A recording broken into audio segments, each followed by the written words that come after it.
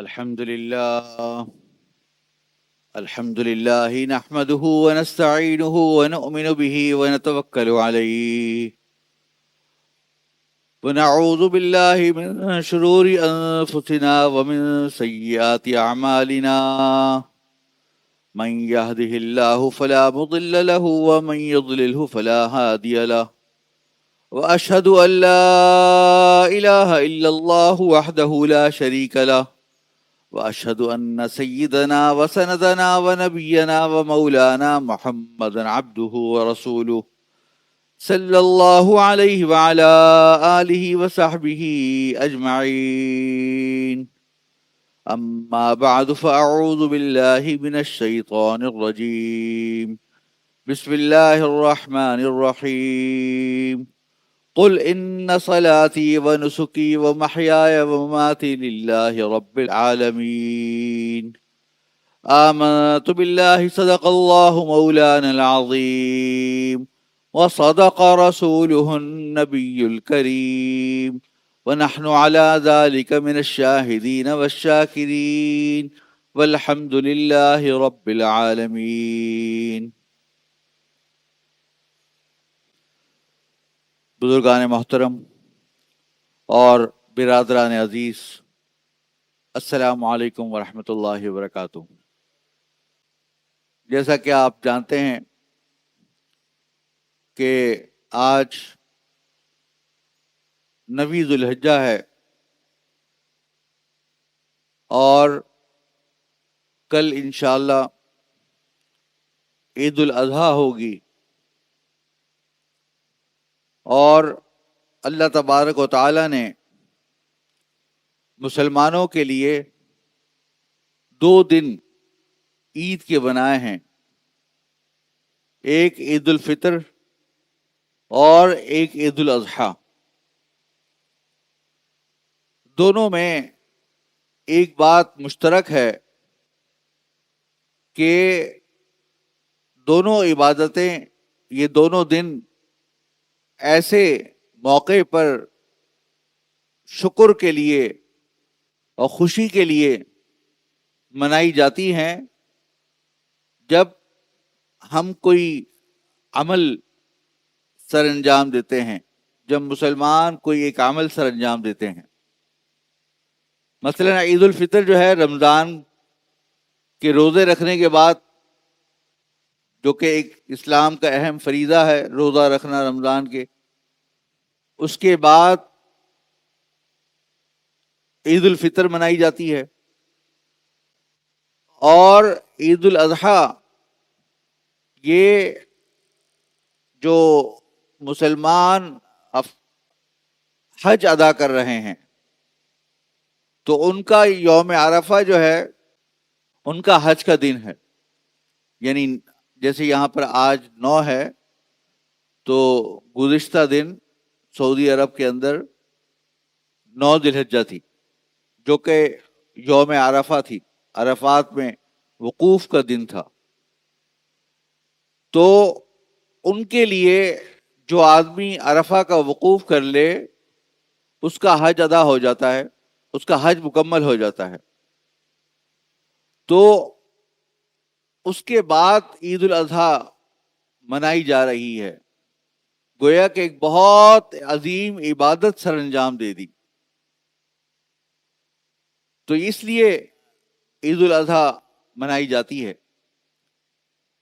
اور دوسری بات یہ کہ عید الاضحیٰ کے اندر، جیسا کہ میں نے گزشتہ جمعے کو عرض کیا تھا کہ ایک ایسی عبادت بھی سر انجام دی جاتی ہے جو کہ ان ایام کے علاوہ دوسرے ایام میں نہیں ہے. وہ ہے قربانی. 10 تاریخ، 11 اور 12 یہ 3 دن قربانی کے ہیں. ان 3 دنوں کے علاوہ اگر کوئی آدمی قربانی کرنا چاہے تو قربانی نہیں ہوگی، صدقہ ہو جائے گا، صدقے کا ثواب شاید مل جائے، لیکن جو قربانی کا ثواب ہے جس کے بارے میں کہا گیا کہ ان ایام میں اللہ تعالیٰ کو قربانی سے زیادہ کوئی عبادت محبوب نہیں ہے. اللہ تبارک تعالیٰ کے نزدیک سب سے زیادہ محبوب ترین عبادت ان 3 دنوں میں 10, 11 اور 12 کو قربانی کرنا ہے. اور یہ بھی کہا گیا کہ جب انسان قربانی کرتا ہے تو اس کا خون ابھی زمین پر نہیں گرتا کہ وہ اللہ کے ہاں مقبول ہو جاتا ہے. اور یہ بھی کہا گیا کہ قربانی کے ہر بال کے بدلے، یا اگر بھیڑ ہے تو ہر اس کے جو صوف ہوتی ہے، اس کی جو اس کے اوپر ایک طریقے سے جس کے اون کہہ لیجئے، اون کے جو ایک ذرہ ہوگا، تو ہر اس کے بدلے ایک نیکی لکھی جاتی ہے اور ایک گناہ مٹا دیا جاتا ہے. تو یہ جو قربانی ہے در حقیقت، اور میں نے گزشتہ جمعے کو یہ بھی عرض کیا تھا آپ کے سامنے کہ در حقیقت یہ حضرت ابراہیم علیہ السلام نے جو اپنے بیٹے کو قربان کیا تھا اور اللہ تبارک تعالیٰ نے اس قربانی کو قبول فرما دیا، تو اس کی ایک یادگار ہے. اور اس کو قربانی اس لیے کہتے ہیں کہ یہ در حقیقت اللہ تعالیٰ کے تقرب کا ایک ذریعہ ہے. جس طرح اور چیزیں ہوتی ہیں، نماز، روزہ، حج، زکوٰۃ وغیرہ، یہ بھی ایک تقرب کا ایک ذریعہ ہے. اور دوسرا یہ کہ ہمیں اس بات کا احساس دلایا جا رہا ہے کہ ہم اللہ کے آگے اپنی ہر چیز کو قربان کر سکتے ہیں، چاہے جسم ہو، مال ہو، جان ہو، کوئی بھی چیز ہو، ہم اللہ تعالیٰ کے حکم کے آگے قربان کر سکتے ہیں اور اس کے لیے تیار ہیں. تو انسان، ہم کیا اور ہماری عبادت کیا،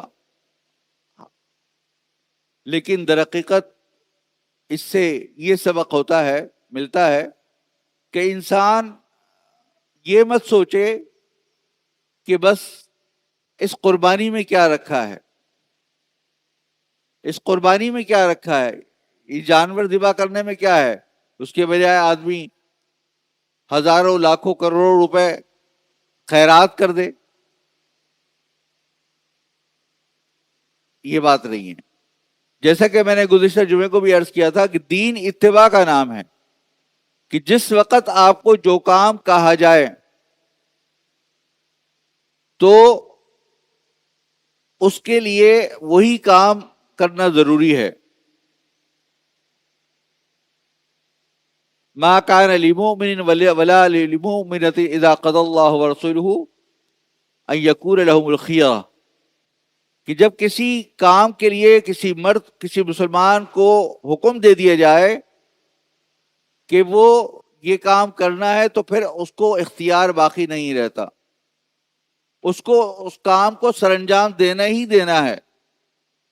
لہذا اب قربانی کا حکم دیا تو اب آپ کوئی اور صدقہ خیرات نہ کریں بلکہ قربانی ہی کریں. اور قرآن کریم میں اللہ تعالیٰ نے فرمایا کہ لن ینال اللہ لحومها ولا دماؤها ولکن ینالہ التقوی منکم، کہ یہ جو تم قربانی کرتے ہو تو یہ اللہ تعالیٰ کو اس کا گوشت حاصل نہیں ہوتا اور نہ ہی اس کا خون، لیکن اس سے تمہارا تقوی کا پتہ چلتا ہے. گویا کہ اس سے پتہ چلتا ہے کہ تم کس قدر ہمارے حکم کی تعمیل کرتے ہو، کس قدر تمہیں ہمارے حکم کی عظمت اور خیال تمہارے دل و دماغ میں ہے. اتفاق کی بات دیکھیے کہ روزے کے بارے میں بھی یہی کہا گیا کہ اللہ تبارک و تعالیٰ نے جو روزہ فرض کیا وہ بھی اس لیے فرض کیا لعلکم تتقون، تاکہ تم تقوی اختیار کرو. اور یہاں بھی یہ کہا گیا کہ اس کی وجہ سے تمہارا تقوی کا پتہ چلتا ہے. اس کا مطلب یہ ہے کہ انسان کو یہ دیکھا جا رہا ہے کہ وہ کس قدر اللہ تعالیٰ کے حکم کے آگے سرنگوں ہوتا ہے، اور کس قدر انسان اللہ تعالیٰ کی اتباع کرتا ہے. لہذا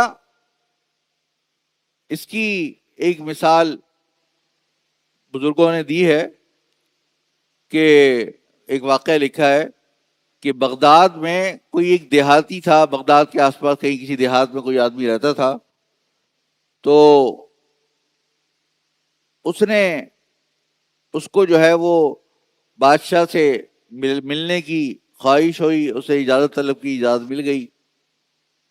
اس نے اپنی بیوی سے کہا کہ بھئی میں بادشاہ کے پاس جانا چاہتا ہوں، تو میں چاہتا ہوں کہ کوئی اچھا ہدیہ لے کر جاؤں، ایسی چیز لے کے جاؤں کہ جس سے بادشاہ کو خوشی ہو. وہ چھوٹا سا دیہات تھا، کوئی قصبہ تھا، وہاں ایسی کوئی چیز تو تھی نہیں. تو بیوی نے کہا کہ بھئی یہاں تو ہمارے پاس جو سب سے بہترین چیز ہے وہ پانی ہے میٹھا. تو تم ایسا کرو کہ ایک اچھے سے مٹکا لو، اور مٹکے میں یہ ٹھنڈا اور میٹھا پانی بھرو، اور بادشاہ کی خدمت میں لے جا کے پیش کرو کہ یہ بہترین پانی ہے جو آپ کے لیے ہم لے کر آئے ہیں. تو وہ بادشاہ کے پاس گیا، اور بادشاہ کے پاس جا کر جب تک وہ پہنچا تو مٹکا بھی گرد آلود ہو چکا تھا. اب اتنے دن سے وہ بند تھا تو پانی میں بھی بدبو پیدا ہو گئی تھی، کہ پانی جب ٹھہرا رہے تو خراب ہو جاتا ہے. تو اس نے بادشاہ کو کہا کہ بادشاہ جی میں آپ کے لیے یہ میں ایک تحفہ لے کر آیا ہوں. بادشاہ نے اچھا کیا ہے؟ اس کو کھول کے دیکھا تو پانی تھا، لیکن اس پہ سے وہ جو رکھا ہوا تھا تو بدبو آنے لگی، اس کا وہ تھا. لیکن بادشاہ نے سوچا کہ یہ بیچارہ دیہاتی ہے، اس کے نزدیک اس سے زیادہ قیمتی کوئی چیز نہیں ہے، لہذا اس کا یہ قبول کر لیتے ہیں. تو اس کو کہا کہ بھائی ماشاء اللہ تم تو بہت زبردست چیز لے کر آئے، تو بہت ایسی چیز کہاں، تو تمہیں جو ہے ہم ایک مٹکا اشرفیوں سے بھر کر تمہیں ہدیہ کرتے ہیں. تو اس کو ہدیہ کر دیا. جب ہدیہ کر دیا، جب جانے لگا تو بادشاہ نے کہا اپنے سپاہیوں سے کہ جب یہ جانے لگے تو ایسا کرنا اس کو دریائے دجلہ کے کنارے سے لے کے چلے جانا. تو وہ جب نکلا تو اس کو دریائے دجلہ کے کنارے سے اس کے سپاہی لے کے جانے لگے. تو اس نے دیکھا یہ تو بہت بڑا دریا ہے اور بہترین پانی ہے یہاں. تو اس کو پھر شرمندگی ہوئی کہ ہے میں نے بادشاہ کو کیا چیز پیش کر دی، یہ تو بادشاہ کے پاس تو پورا کا پورا دریا موجود ہے. تو ہمارے والد صاحب نے اصلاحی خطبات میں لکھا ہے کہ ہماری عبادات در حقیقت یہ ہیں. پہلے زمانے میں یہ ہوتا تھا کہ جب بادشاہ کو کوئی بندہ تحفہ پیش کرتا تھا تو بادشاہ کیا کرتا تھا، بس اس کے ہاتھ پہ ہاتھ رکھ دیتا تھا، اور وہ جو ہاتھ پہ ہاتھ رکھتا تھا اس کا مطلب یہ کہ تمہارا تحفہ قبول ہو گیا. اور پھر وہ پیسے یا جو بھی تحفہ لے کے آتا تھا وہ اسی کو واپس کر دیا جاتا تھا، اور یہ نشانی ہوتی تھی کہ بادشاہ نے اس کا تحفہ قبول کر لیا. اب آپ دیکھیے یہ چیز قربانی پہ بھی صادق آتی ہے کہ اللہ تبارک و تعالیٰ نے کہ آگے ہم نے اپنے ذوق و شوق سے سمجھ کے کہ بھئی یہ بہت اچھا جانور ہے اور ہم نے ذبح کر دیا، لیکن اللہ تعالیٰ کو ہمارا یہ نہ اس کا خون چاہیے نہ گوشت چاہیے. اللہ تعالیٰ تو یہ دیکھنا چاہتا ہے کہ بندہ اپنی تجویز کو فنا کر کے ہمارے آگے ہمارے حکم کی اتباع کر رہا ہے. تو اللہ تعالیٰ نے بھی گویا کہ ہاتھ پہ ہاتھ رکھ دیا اور کہا کہ یہ اب گوشت بھی تم کھاؤ اور اس سے مزے بھی تم خود ہی اڑاؤ، اور اس کو خوشی کے طور پہ استعمال کرو. کچھ حصہ غربا کو دے دو، ایک حصہ اپنے اعزا اقربا کو دے دو، اور خود بھی کھاؤ پیو، کیونکہ یہ اعمال جو ہیں وہ کھانے پینے کے اعمال ہیں. یہ ایام جو ہے کھانے پینے کے ہیں، ان دنوں میں روزہ نہیں رکھ سکتے.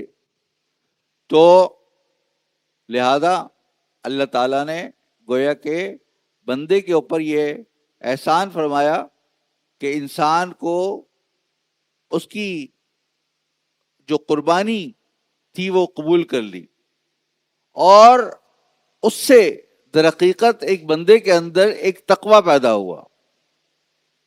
اب ایک انسان یہ سوچے کہ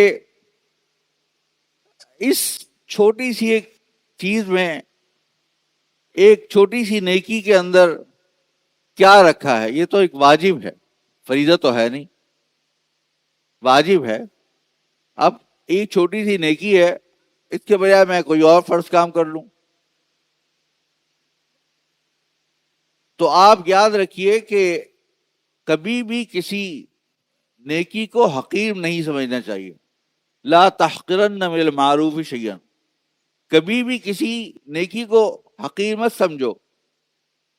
اصل میں بات یہ ہے کہ جب ہمارے دل میں اللہ تعالیٰ کی عظمت پیدا ہوگی، ہمارے دل میں اللہ تعالیٰ کی معرفت پیدا ہوگی، ہمارے دل میں یہ خیال آئے گا کہ اللہ تعالیٰ نے ہمارے اوپر اتنے احسانات کیے کہ ہمارا ہر پل، ہر سانس اللہ تعالیٰ کے انعام کے اندر ڈوبا ہوا ہے۔ ہم چاہے زندگی بھر سجدہ میں پڑے رہیں، تب بھی ہم اللہ تعالیٰ کی انعامات کا شکر ادا نہیں کر سکتے۔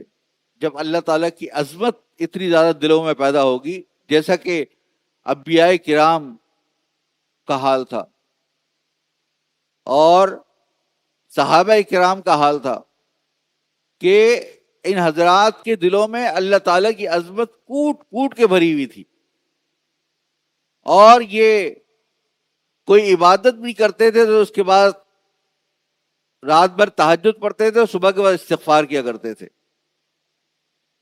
تو ہر لمحہ دل میں ایک خوف بھی تھا اور امید بھی تھی۔ ان الایمان بین الخوف والرجاء، کہ ایمان جو ہے وہ انسان کے خوف اور امید کے درمیان ہے۔ تو انسان جب تقوی اختیار کرتا ہے تو اس کی حالت ایسی ہوتی ہے جیسے کہ انسان کی جو والد ہیں ان کی ایک عظمت ہمارے دلوں میں بیٹھی ہوتی ہے۔ ہمیں برا لگتا ہے کہ ان کے سامنے ہم کوئی ایسا کام کریں کہ جو کہ ان کے لیے ناگواری کا سبب ہو۔ تو اللہ تعالی جو کہ ایک ماں اور باپ، اس سے 99 ماؤں سے بھی زیادہ اس کی محبت اللہ تعالیٰ کیا ہے، تو اس کی عظمت کا کیا ٹھکانہ۔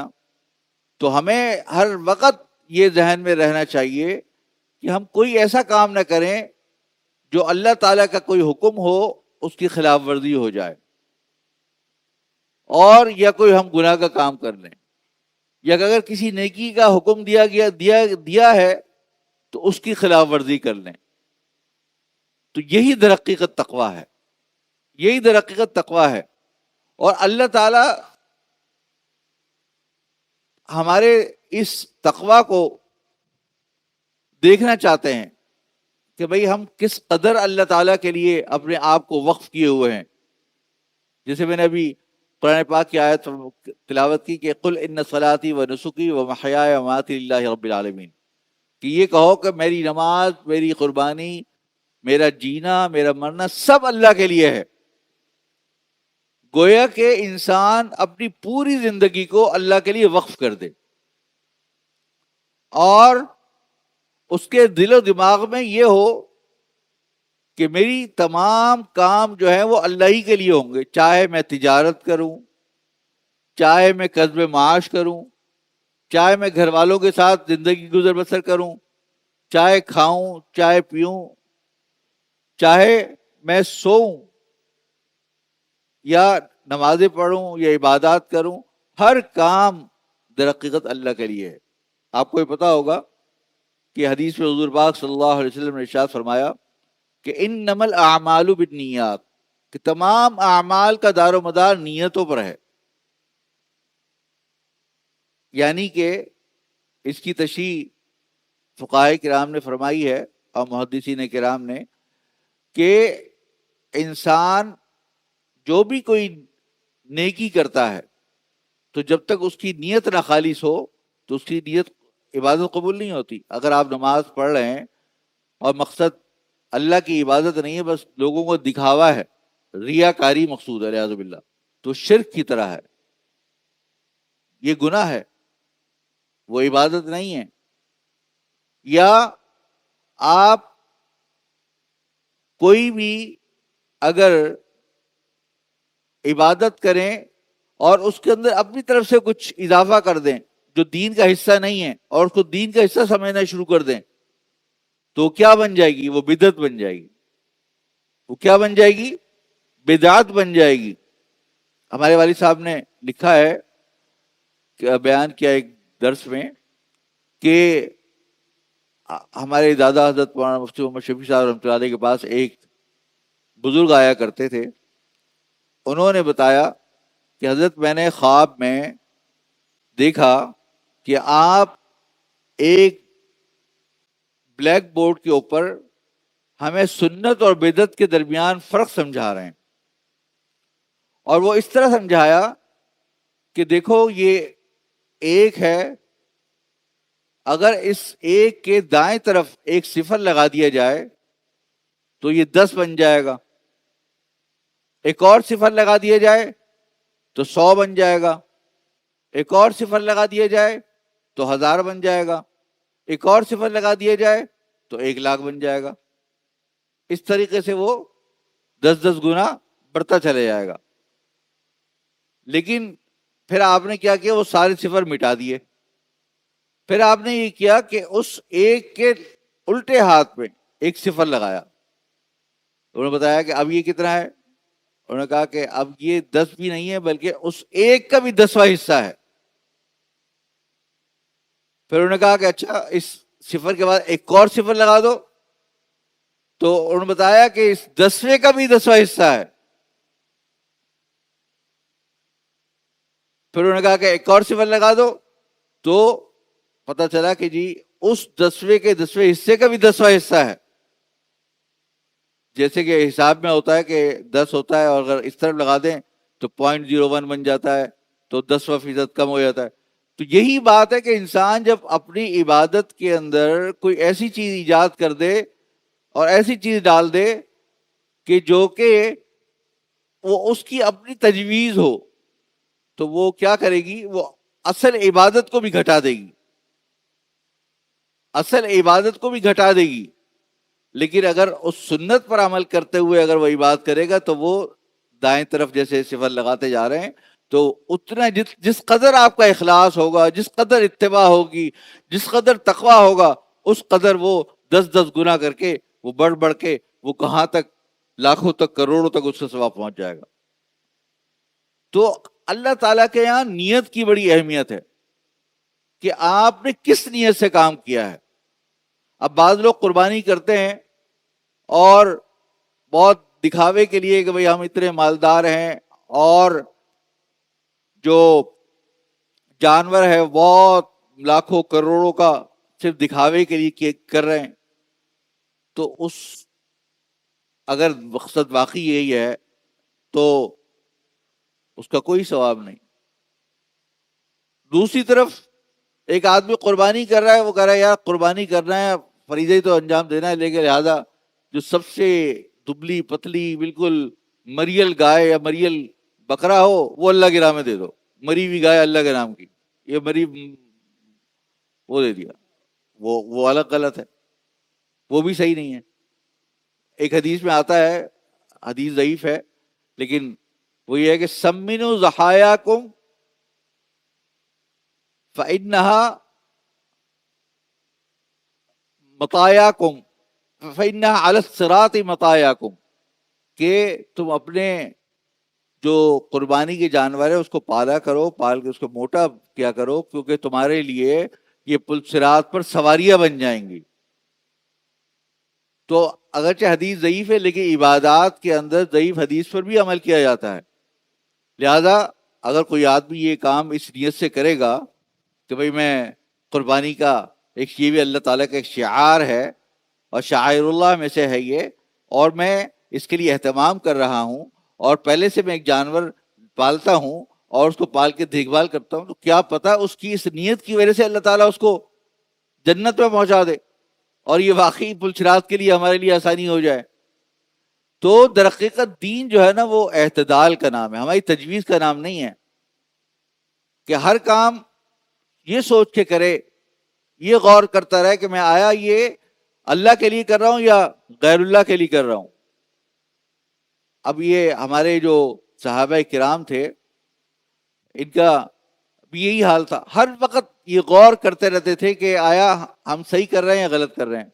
ایک مرتبہ حضور پاک صلی اللہ علیہ وسلم نے دیکھا کہ حضرت ابو بکر صدیق رات کو تلاوت قرآن پاک کی تلاوت کر رہے ہیں اور بہت آہستہ آواز میں تلاوت کر رہے ہیں۔ پھر آگے جا کے دیکھا تو دیکھا حضرت عمر فاروق رضی اللہ عنہ تلاوت کر رہے ہیں اور بہت زوردار آواز میں تلاوت کر رہے ہیں۔